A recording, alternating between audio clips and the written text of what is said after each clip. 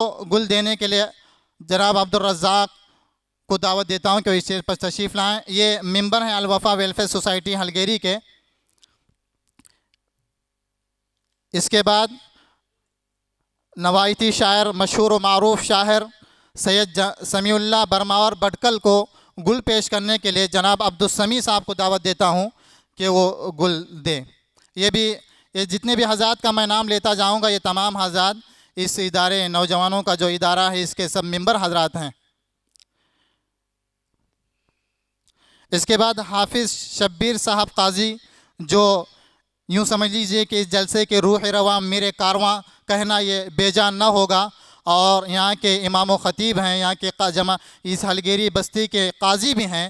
ان کو گل پوشی کے لیے، ان کو گل دینے کے لیے میں جناب محمد آفتاب صاحب کو دعوت دیتا ہوں کہ وہ آئیں اور گل دیں۔ اس کے بعد مولانا ضمیر احمد رشادی، جو جامعہ ضیاء العلوم کنڈور کے استاد حدیث ہیں اور کئی کتابوں کے مصنف ہیں، اور ان کی بھی ملی و سماجی خدمات اپنے عروج پر ہیں۔ اللہ تعالیٰ ان سے بھی خوب کام لے رہا ہے۔ ان کو گل دینے کے لیے محمد حاسم کو دعوت دیتا ہوں کہ وہ تشریف لائیں۔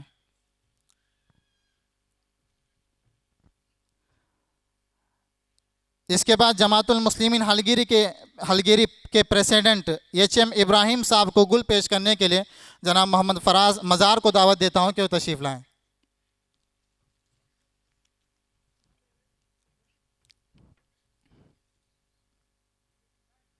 اسی طرح جماعت المسلمین ہلگیری کے ممبر یس محی الدین صاحب کو گل پیش کرنے کے لیے محمد افروز کو دعوت دیتا ہوں کہ وہ تشریف لائیں۔ محمد افروز۔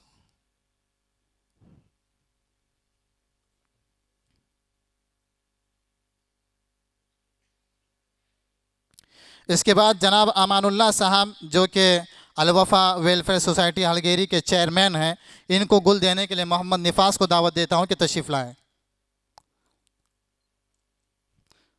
اس کے بعد جناب فاروق شاہ بندری صاحب، جو کہ نائب صدر ہیں تنظیم بٹکل کے، ان کو گل پیش کرنے کے لیے محمد جاوید کو دعوت دیتا ہوں کہ تشریف لائیں۔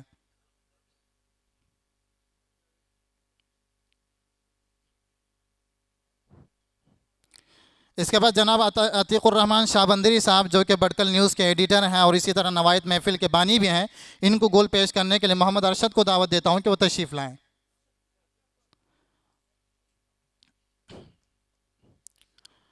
جناب امان اللہ صاحب کو، جو کہ الوفا ویلفیئر سوسائٹی ہلگیری کے چیئرمین ہیں، کسی ممبر سے گزارش ہے کہ ان کو بھی گل پیش کریں۔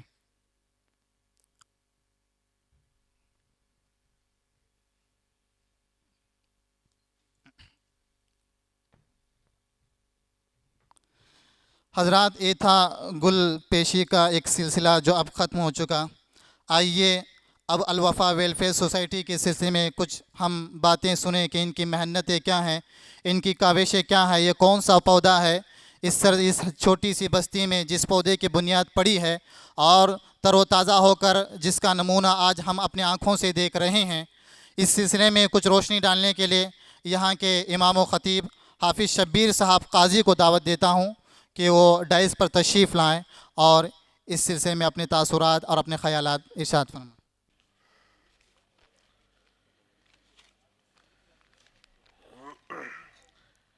الحمدللہ رب العالمین والصلاة والسلام علی سید المرسلین وعلی آلہ وصحبہ اجمعین۔ محترم صدر جلسہ، علماء اکرام اور حاضرین المجلس، السلام علیکم ورحمۃ اللہ وبرکاتہ۔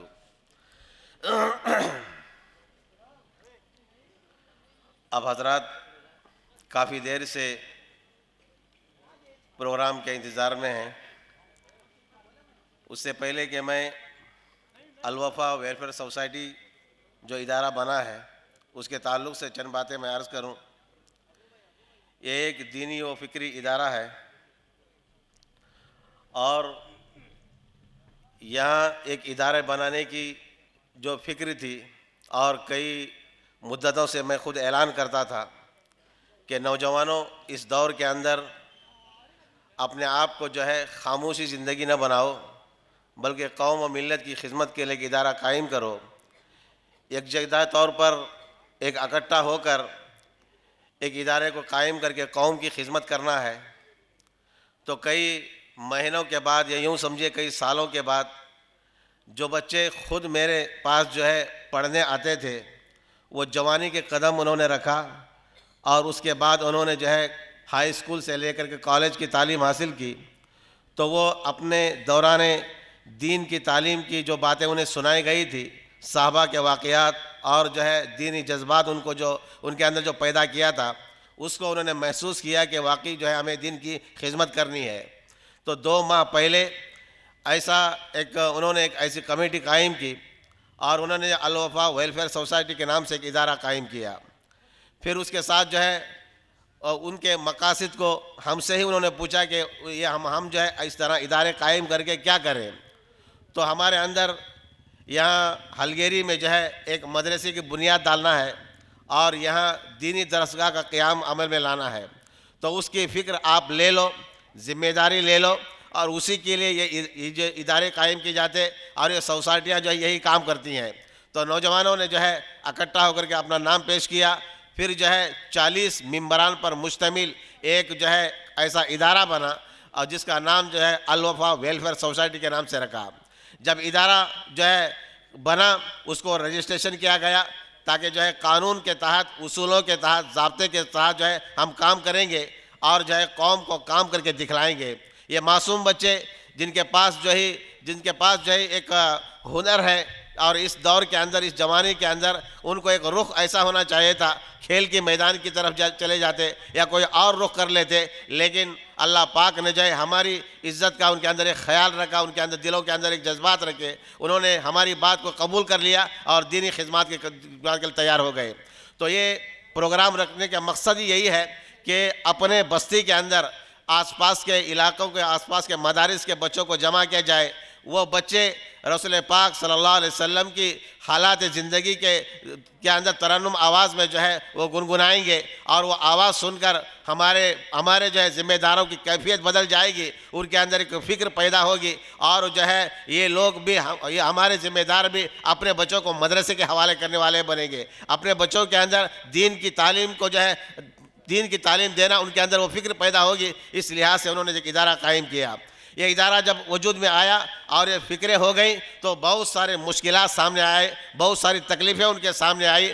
انہوں نے ایسی تکالیف کو برداشت کیا. نوجوان ایسی تکالیف کو کبھی برداشت نہیں کرتا. نوجوان کسی کے سامنے سر جھکانا پسند نہیں کرتا. نوجوان اپنے آپ کو گرانا پسند نہیں کرتا. نوجوان اس دور کے اندر اپنی بہادری دکھاتا ہے. نوجوان اس دور کے اندر اپنی شان کو پیش کرنا چاہتا ہے. نوجوان اس دور کے اندر جائے اپنے آپ کو بڑاپن دکھانا چاہتا ہے. لیکن میں یہ الوفا ویلفیئر سوسائٹی کے ممبران پر میں قربان ہو جاؤں کہ ان کے اندر ایسے حالات آئے کہ انہوں نے جو ہے جب میرے سامنے ان حالات کو رکھا تو ان سے کہا کہ اے نوجوانوں, اپنے بڑوں کی عزت کو بچا لو, اپنی بستی کی عزت کو بچا لو, قوم کے لیے قربان ہو جاؤ, لیکن اپنے آپ بس اس بستی کی عزت کو مٹی میں ملنے نہ دیا جائے. اس قوم اور اپنی بستی کے بزرگوں کی جو عزت کو باقی رکھنے کے لیے خود قربان ہونا پسند کیا اور جو ہے اپنی غلطی کے نہ ہوتے ہوئے انہوں نے جو اپنے آپ کو جو ہے غلطی پیش کی اور جو معافی مانگنا پسند کیا اور اپنا سر جھکانا پسند کیا, اپنے آپ کو گرانا پسند کیا,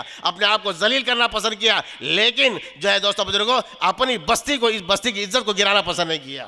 دوستو بزرگوں, یہ قربانیاں دینے کے بعد جو ہے یہ پروگرام ہوا ہے اور وہ قربانی کا نتیجہ ہے کہ آج جو ہے ایسے ایک چھوٹی سی بستی کے اندر اور اس ماحول کے اندر علماء کرام, دانشوران, ذمہ داران اس بستی کے اندر آج بیٹھے ہوئے ہیں. تو دوستو بزرگوں, آج جماعت المسلمین ہلگیری, ان کے ذمہ داران اور یہاں کے اراکین جو ہے فخر محسوس کرتے ہیں کہ ہمارے نوجوان بچے کہاں سے کہاں تک جا پہنچے, ان کے ہاتھ کتنے لمبے ہوں گے, ان کی آواز میں وہ کیسی طاقت ہوگی جس کی وجہ سے جو ہے علماء کرام جو ہے جہاں پہنچتے ہیں وہاں جو ہے قبول کرتے ہیں. میں خود جو ہے اس دعوت کو لے کر مولانا عبید اللہ صاحب کے یہاں پہنچا اور میں نوجوانوں کی داستان کو سامنے میں نے رکھا. تو دوستو بزرگوں, انہوں نے جو کہا کہ اتنی ساری قربانی ہو رہے ہیں تو میں بھی اس پر قربان ہو جاتا ہوں، اور فوراً اس نے قبول کر لیا۔ اس کے بعد میرا رخ جو ہے منکی کی طرف ہوا، مولانا شکیل صاحب کے مدرسے میں پہنچا، اور نوجوان خود میرے ساتھ میں تھے اور خود محنت کر رہے تھے۔ تو حقیقت میں جو ہے ان کی مصروفیات کو دیکھ کر اور مولانا عبید اللہ صاحب کی مصروفیات کو دیکھ کر میں خود حیران تھا کہ میری دعوت کو قبول کرتے نہیں کرتے، لیکن حضرت والا نے جو ہے ہماری دعوت کو قبول کیا اور پریشانیوں کے حالات کے سامنے ہوتے ہوئے بھی اس کو قبول کر لیا۔ تو دوستو بزرگوں، حقیقت میں یہ ادارہ ان نوجوانوں نے جو تعلیمی دور کے اندر اور جو تعلیمی جو فکریں ان کے اندر پیدا ہو گئی ہیں، ایک جذبات پیدا ہو گئے کہ ہمیں جو تعلیم کے لیے جو ہے ہمیں دل کھول کر کے محنت کرنی ہے۔ یہ 40 ممبران پر مشتمل ادارہ اور جو ہے ایک مضبوط ادارہ اور ایک مضبوط جو ہے ممبران اس میں ہے۔ اگر آپ ان کو نصیحت کریں گے، علماء کی قدر ان کے پاس، اہل علم حضرات کی قدر ان کے پاس، امام کی قدر ان کے پاس، اور جو ہے بڑوں کی بزرگوں کی قدر ہے ان کے پاس۔ تو دوستو بزرگوں، آج میں ایک فخر محسوس کرتا ہوں، یہ ادارہ انشاءاللہ جو ہے اس پروگرام کے بعد اس بستی کے اندر اتنی محنت کرے گا کہ ہر بچہ دینی درسگاہ میں جائے، ہر بچہ دین کی تعلیم حاصل کرے۔ تو دوستو بزرگوں، یہ نوجوان خود اپنے آپ کو پیش کر رہے ہیں، اور نوجوان کی جو ہے پوری جو ہے اس پر جو پوری میٹنگ ہو چکی ہے، اور انہوں نے جو ہے اپنے آپ کو قربان کرنے کا وعدہ کر چکے ہیں۔ تو دوستو بزرگوں، یہ جو الوفا ویلفیئر سوسائٹی کے کارنامے اور جو ان کے امیدیں، ان کے جو ارادے ہیں، یہ بہت ساری باتیں ہیں، میں زیادہ وقت لینا نہیں چاہتا۔ تو آپ اسی سے اشارہ سمجھ سکتے ہیں کہ ان نوجوانوں نے جو ہے اس پروگرام کے لیے کیا کچھ قربان کر دیا۔ تو حقیقت میں یہ جو پروگرام ہو رہا ہے، یہ نوجوان اتنی ہمت افزائی کرنے والے اور اتنی ہمت دلانے والے کہ انہوں نے آج تک اس پروگرام کے لیے کسی مزدور کا استعمال نہیں کیا، خود مٹی کو دھویا، اور خود جو ہے انہوں نے جتنے نظامات کرنے خود اس کو کام کیا، لیکن مزدور کا استعمال کبھی نہیں کیا۔ نوجوانوں سے میں نے کہا کہ آپ خود کام کرتے ہیں، کہا کہ جب ہمارا پسینہ اس سرزمین پر گرے گا تو جو ہے ہماری بستی والوں کو احساس پیدا ہوگا کہ یہ نوجوان ہیں، یہ نوجوان جو ہے دین کے لیے اپنی قربانی دے رہے ہیں، یہ نوجوان ہیں دین کی خدمت، ان کے خدمت جذبہ ان کے اندر پیدا ہو چکا ہے، اور وہ اسی لیے ہم جو ہے اس کو پسینہ اپنی زمین پر گوا رہے ہیں۔ تو حقیقت میں یہ نوجوانوں کو مبارکباد دیتا ہوں۔ ہمارے سامنے جو انشاءاللہ جو ہے ہمارے بوڑھن صاحب ہیں، ان کا ایک اعزاز بھی ہونے والا ہے۔ میں جب 2002 میں جو ہے جنوری 7 تاریخ کو یہاں پہنچا تو ہمارے بوڑھن صاحب کی خدمات کو میں نے دیکھا اور ان کی پہلی داستان کو میں نے دیکھا، تو کافی ان کی دلچسپی مسجد سے جڑی ہوئی تھی اور مسجد سے بڑا گہرا تعلق تھا، اور وہ خود جو ہے اس بغیچے کی خود صفائی کرتے تھے، اور دین کی مدارس کی بڑی فکر تھی ان کے اندر۔ آج جو ہے وہ کمزور ہو چکے ہیں اور 85 سال ان کے گزر چکے ہیں، اور آج بھی ان کے اندر فکر پیدا ہے۔ تو ان سے بھی ہم نے جو ہے ان سے مشورہ کیا، تو انہیں ہم کو مبارکباد دی کہ نوجوان آپ کی جو بات لے کر کے چل رہے ہیں، میں اس کو مبارکباد دیتا ہوں۔ میں جو ہے میرے اندر میری جسمانی جب طاقت تھی تو میں نے بہت کچھ کوشش کی اور بہت کچھ اس بستی کے اندر رنگ لانے کی کوشش کی، اور میں نے میرے ہاتھ سے جتنا ہو سکا میں نے کیا ہے۔ آج تم نوجوان کھڑے ہو چکے ہو، میں تمہارے اس محنت کو تمہارے حوالے کرتا ہوں۔ نوجوانوں نے اس کو ایک تحفے کی طرح اس کو قبول کر لیا، اور جو ہے ہمارے بوڑھن صاحب کو جو ہے جو اس وقت جو ہے اعزاز جو دیا جائے گا، اس سلسلے میں دیا جائے گا، اللہ تعالیٰ ان کی عمر دراز فرمائے، ان کو صحت اور تندرستی عطا فرمائے۔ تو اسی بات پر میں اپنی بات کو ختم کرتا ہوں۔ وآخر دعوانا الحمدللہ رب العالمین۔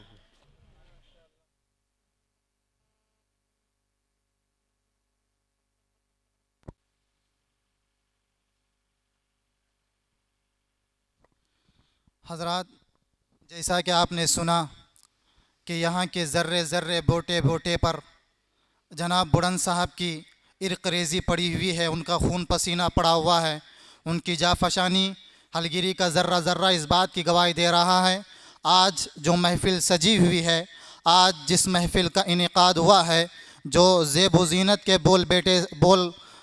بوٹے سجائے گئے ہیں، وہ انہی کی محنت اور انہی کی کاوش کا ثمرہ ہے۔ اس لیے کہ آپ جانتے ہیں کہ ایک وہ استاد ہوتا ہے جو ABCD الف با سکھاتا ہے، اور ایک وہ استاد ہوتا ہے جو بخاری اور مسلم پڑھاتا ہے۔ ان دونوں میں آسمان و زمین کا فرق ہوتا ہے، اس لیے کہ ابتدا جتنی مضبوط ہوتی ہے اس کا جو درخت ہوتا ہے، اس کی اوپر کی جو ڈھالیاں ہوتی ہیں جڑوں کی مضبوطی پر اثر رکھتی ہیں۔ تو میں ان کو جناب بوڑھن صاحب کو اعزاز دینے کے لیے اسٹیج پر دعوت دیتا ہوں کہ وہ اسٹیج پر تشریف لائیں۔ تو ان کو اعزاز دینے کے لیے ہمارے درمیان بہت سی معزز و مکرم جناب مولانا عبید اللہ صاحب ابو بکر ندوی دامت برکاتم تشریف رکھتے ہیں، ان سے درخواست کرتا ہوں کہ ان کے اعزاز سے نوازیں۔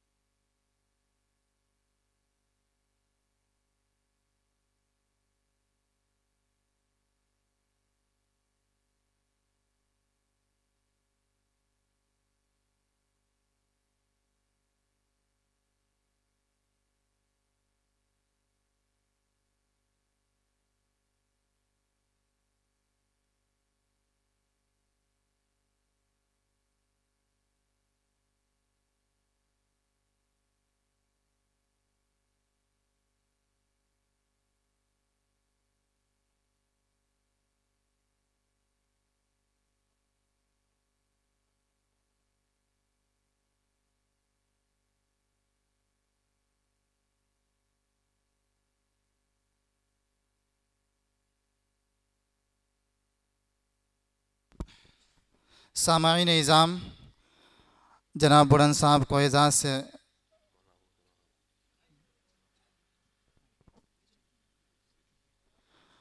نوازا گیا، یہ حقیقت میں اس کے مستحق تھے۔ جامعہ مسجد محی الدین جامعہ مسجد گنگولی کے امام و خطیب حضرت مولانا عبدالوہاب صاحب ندوی دامت برکاتہم جہاں کہیں بھی تشریف رکھتے ہیں، ان سے مؤدبانہ گزارش ہے کہ وہ اسٹیج پر تشریف لائیں۔ حضرت مولانا عبدالوہاب صاحب ندوی دامت برکاتہم، امام و خطیب محی الدین جمعہ مسجد گنگولی۔ حضرات کے یہ 473318 سومو یہ کار سڑک پر کھڑی ہوئی ہے، جس کسی کی بھی ہو ان سے گزارش ہے کہ اس کار کو وہاں سے ہٹا لیں۔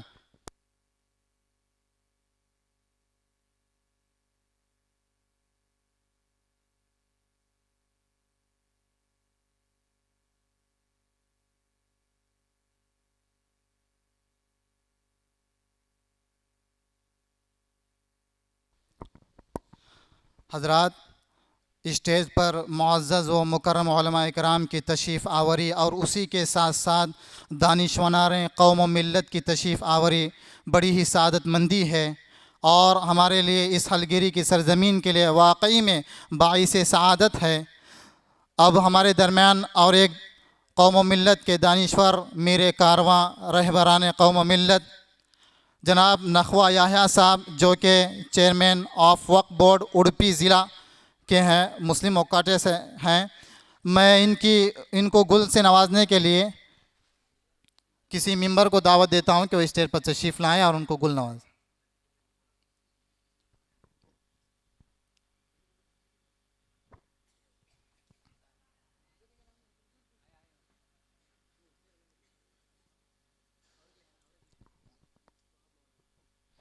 اسی طرح حضرت مولانا عبدالوہاب صاحب ندوی کو گل دینے کے لیے کسی ممبر سے درخواست کرتا ہوں کہ وہ تشریف لائیں۔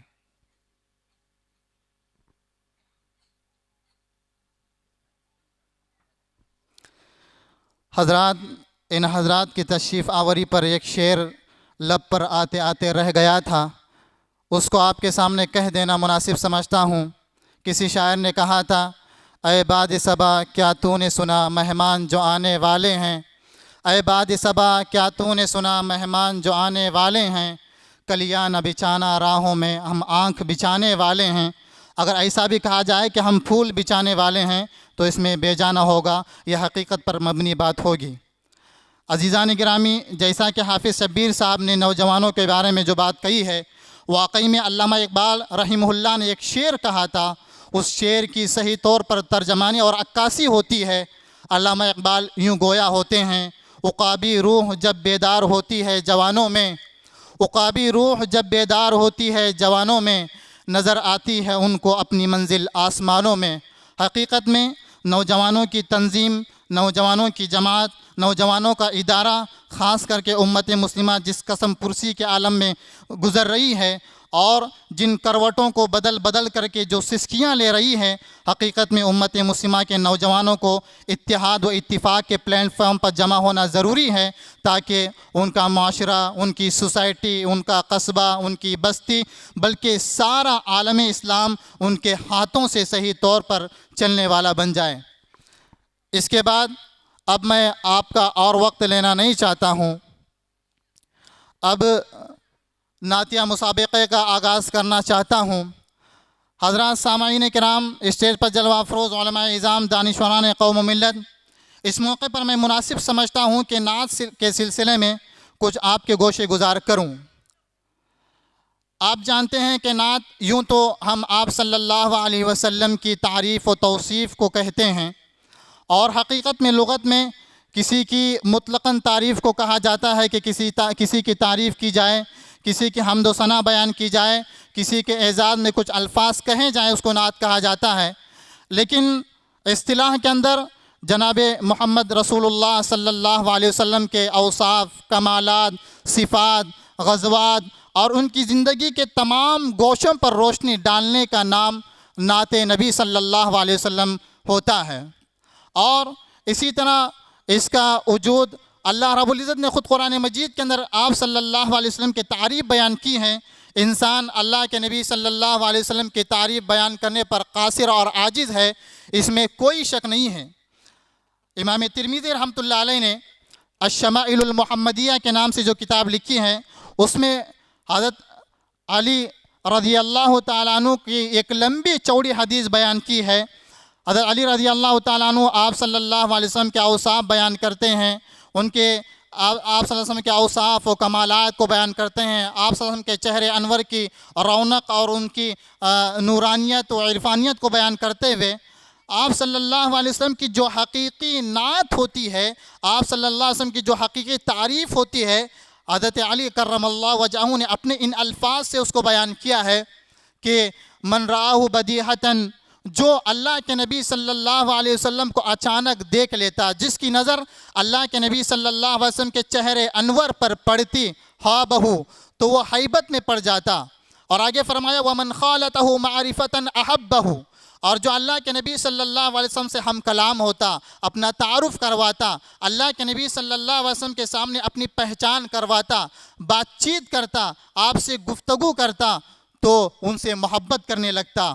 اور آگے فرمایا یقول نعتہ، واقعی میں حضرت علی رضی اللہ تعالیٰ عنہ نے کہا کہ اللہ کے نبی صلی اللہ علیہ وسلم کی جو تعریف بیان کرنے والا ہے، حقیقی تعریف، حقیقی نعت خواں اللہ کے نبی صلی اللہ علیہ وسلم کے حق میں بیان کرنے والا وہ ہے کہ آخر میں وہ یہ کہہ دے لم ار قبلہ ولا بعدہ ومثلہ صلی اللہ علیہ وسلم، کہ نہ میں نے آپ صلی اللہ علیہ وسلم کی طرح کسی انسان کو دیکھا ہے، نہ اس سے پہلے دیکھا ہے، نہ آپ کے بعد دیکھا ہے، اس لیے کہ آپ صلی اللہ علیہ وسلم کی ذات گرامی حقیقت میں بہت ہی معنی خیز ہیں۔ دنیا کا وجود ہی ان کے وجود پر مبنی تھا۔ اللہ رب العزت نے دنیا کا جو وجود بخشا ہے وہ آپ صلی اللہ علیہ وسلم کے صدقے طفیل پر مبنی ہے۔ عزیزان گرامی، نعت گوئی کا سلسلہ جو ہم مختلف پروگراموں میں شریک ہوتے ہیں، صرف نعت کو سنتے ہیں، ہم یہ تصور کرتے ہیں، ہمارے دماغ میں، ہمارے ذہن میں یہ خیال ہوتا ہے کہ نعت کا مطلب یہ ہے کہ اللہ کے نبی صلی اللہ علیہ وسلم کی تعریف بیان کر دی جائے اور واہ واہ کہے جائیں، اور اللہ کے نبی صلی اللہ علیہ وسلم کی جہاں پر پردرد باتیں ہوں وہاں پر غم کیا جائے، اور جہاں پر بہت ہی اخلاق حسنہ کا ذکر ہو وہاں پر اس کو لیا جائے۔ حقیقت میں یہ نہیں ہے۔ میں آپ کو بتانا چاہتا ہوں کہ اللہ کے نبی صلی اللہ علیہ وسلم کی تعریف خود اللہ رب العزت نے کی ہے۔ اللہ خود ارشاد فرماتا ہے ان اللہ و ملائکتہ یصلون علی النبی یا ایھا الذین آمنوا صلوا علیہ وسلموا تسلیما۔ عزیزان گرامی، نعت نبی صلی اللہ علیہ وسلم کے سلسلے میں مفسرین کرام نے اس آیت کو بہت ہی اہم جز دیا ہے، بہت ہی لازم ملزوم کا ٹکڑا بنایا ہے۔ مفسر کبیر علامہ ابن کثیر رحمۃ اللہ علیہ فرماتے ہیں کہ جو نعت نبی صلی اللہ علیہ وسلم کا ذکر اللہ تعالیٰ نے اس آیت کریمہ میں ارشاد فرمایا، صلاۃ کا لفظ ارشاد فرمایا کہ بے شک اللہ اور فرشتے اللہ کے نبی صلی اللہ علیہ وسلم پر درود بھیجتے ہیں تو تم بھی ان پر درود بھیجو۔ تو خود امام ابن علامہ کثیر رحمۃ اللہ علامہ ابن کثیر رحمۃ اللہ علیہ فرماتے ہیں کہ جس کی تعریف خود اللہ رب العزت بیان کر رہا ہو، اس کی تعریف انسان کی زبان سے کیا حق ادا ہو سکتا ہے؟ جس کا ثناخہ خود خالق کائنات، رب دو جہاں، خالق دو جہاں خود اس کا ثناخہ ہو، تو انسان اس سلسلے میں اپنی زبان سے آپ صلی اللہ علیہ وسلم کی کیسی تعریف بیان کرتا ہے۔ اسی سلسلے میں اپنی عاجزی کو بیان کرتے ہوئے شاعر نے کہا ہے خداوند دو عالم ہے تیرا مداح قرآن میں، خداوند دو عالم ہے تیرا مداح قرآن میں، تیری تعریف لکھنے کی کہاں طاقت ہے انسان میں۔ اسی طرح اور ایک شاعر نے کہا کس کی طاقت ہے کہ مدحت میں زباں کھول سکے، کس کی طاقت ہے کہ مدحت میں زباں کھول سکے، جب خدا آپ ہو قرآن میں سناخہ ان کا۔ عزیزان گرامی، یہ تھا نعت نبی صلی اللہ علیہ وسلم پر چند روشنی ڈالنے کی میں نے کوشش کی ہے۔ امید ہے کہ آپ اس کو اپنے دامن میں رکھ کر کے یہاں سے چلے جائیں گے۔ اب نعت کی ایک کڑی میں شروع کرنا چاہتا ہوں۔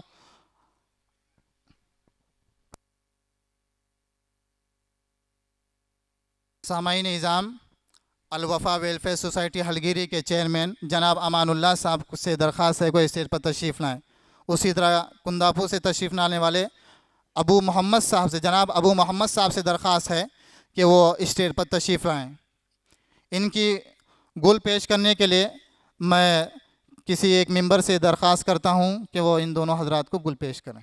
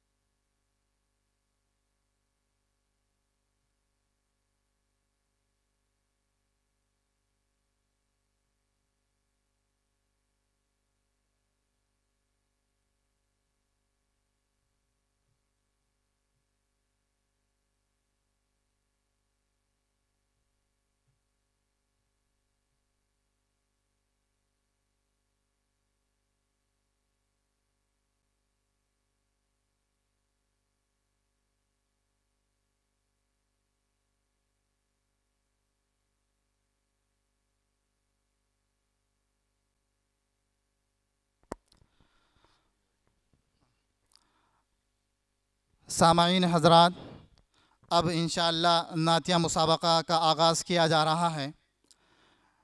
تو جامعہ ضیاء العلوم کنڈلور کے اساتذہ انشاءاللہ حکم حضرات رہیں گے، میں ان کو ان کا نام لیتے ہوئے دعوت دیتا ہوں، وہ اپنی جگہ لے لیں۔ حضرت مولانا ابراہیم صاحب جامعی، استاد حدیث جامعہ ضیاء العلوم کنڈلور، ان سے درخواست کرتا ہوں کہ وہ حکم کی کرسی سنبھال لیں۔ اسی طرح حضرت مولانا مفتی فیاض صاحب حسینی دامت برکاتہم، استاد فقہ و حدیث جامعہ ضیاء العلوم کنڈلور، ان سے بھی درخواست ہے کہ وہ حکم کی کرسی سنبھال لیں۔ اس کے بعد تیسرے حضرت مولانا صابر صاحب ندوی دامت برکاتہم، ان سے بھی درخواست ہے کہ وہ حکم کی کرسی سنبھالیں۔ حضرات، اب اور آپ کا میں انتظار کی گھڑیاں مزید زیادہ اور کرنا نہیں چاہتا ہوں۔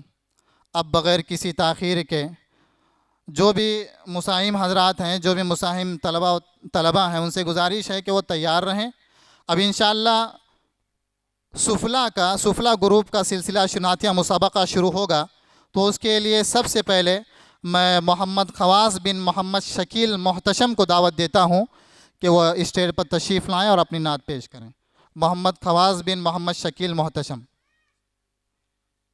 ہو چکا ہے، اس لیے مساہمین حضرات سے گزارش ہے کہ سفلا گروپ کے مساہمین کے لیے 2.5 منٹ کا وقت دیا گیا ہے اور اولیاء گروپ کے مساہمین کے لیے 3 منٹ کا وقت دیا گیا ہے۔ تو خیال رکھیں کہ اولیاء گروپ کے مساہمین 3 منٹ کے اندر اپنی نعت ختم کریں اور سفلا گروپ کے مساہمین 3.5 منٹ کے اندر اپنی نعت ختم کریں، اور جیسے ہی گھنٹی بجائی جائے ان سے درخواست ہے کہ وہ اپنا مائک چھوڑ دیں۔ ورحمۃ اللہ وبرکاتہ۔ میرا دل میری جان تو مدینے میں ہے، لطف کیا دور آقا سے جینے میں ہے۔ میرا دل میری جان تو مدینے میں ہے، لطف کیا دور آقا سے جینے میں ہے۔ عطر و عنبر کی سانسیں مہکنے لگی، عطر و عنبر کی سانسیں مہکنے لگی، عطر و عنبر کی سانسیں مہکنے لگی، ایسی مہک کر ان کے پسینے میں۔ میرا دل میری جان تو مدینے میں، لطف کیا دور آقا سے جی